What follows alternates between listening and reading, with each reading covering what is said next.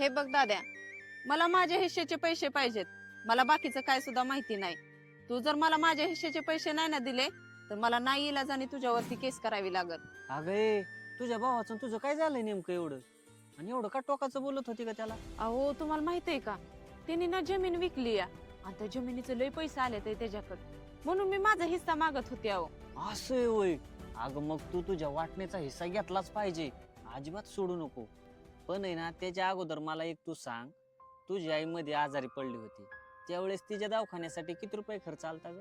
त्याच्या वय 6 लाख रुपये आला होता. अहो मग ती 6 लाख रुपये तू भरलं का तुझ्या भावाने भरलं ग? भावाने भरला. अहो म्हणजे तू काहीच नाही भरले तर असू दे. पण तुला एक प्रसंग आठवतोय का बघ? तू डिलिव्हरी होणार होती बघ, आणि तुझ्या अचानक पोटात दुखायला लागला आणि तुझा भाऊ तुला दवाखान्यात घेऊन गेला. आणि त्यावेळी डॉक्टरांनी सांगितलं की हिला अगोदर रक्त भरावं लागेल तरच या मुलीची डिलिव्हरी व्यवस्थित होईल.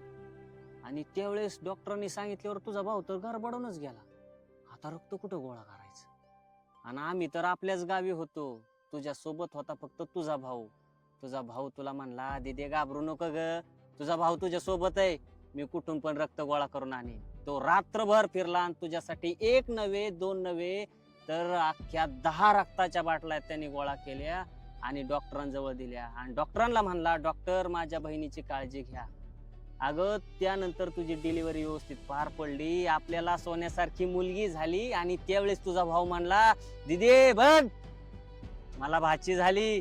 दुसऱ्या दिवशी सगळीकडे तू बर्फी वाटत होता ग, आणि रात्रभर तुझ्या सोबत जागा होता.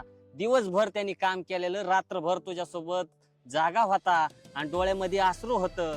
अगं असा सोन्यासारखा भाऊ तुझ्या सोबत रात्रभर होता, आणि अशा सोन्यासारख्या भावाला तू हिस्सा मागते?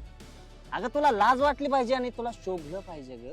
तुझ्या आईच्या दवाखान्यासाठी 6 लाख रुपये खर्च आलता, त्याच्या पोरींचे शिक्षण आहे, तर आई वडिलांचा खर्च आहे, म्हणून झाला असेल त्याच्यावरती कर्ज, आणि म्हणून विकली असेल जमीन. मग ती पैसे आले की तू त्याला हिस्सा मागायला लागली. अगं हिस्सा कोणाला मागावा? जो भाऊ व्यसनाधीन झालाय, आई बापांना सांभाळत नाही, बहिणीला कधी तो विचारपूस करत नाही, अशा निर्लज्ज भावाला तुम्ही हिस्सा मागा ना. पण तुझ्या त्या सोन्यासारख्या भावाला तू हिस्सा मागते? अगं पटलं पाहिजे तुला. खरं आहे तुमचं, माझं चुकलं. हॅलो दाद्या, मगाशी मी तुला नाही तसलं बोलून गेले. अरे माझं चुकलंच बर का, मला माफ कर. आणि हा, तू तुझी आई वडिलांची काळजी घे.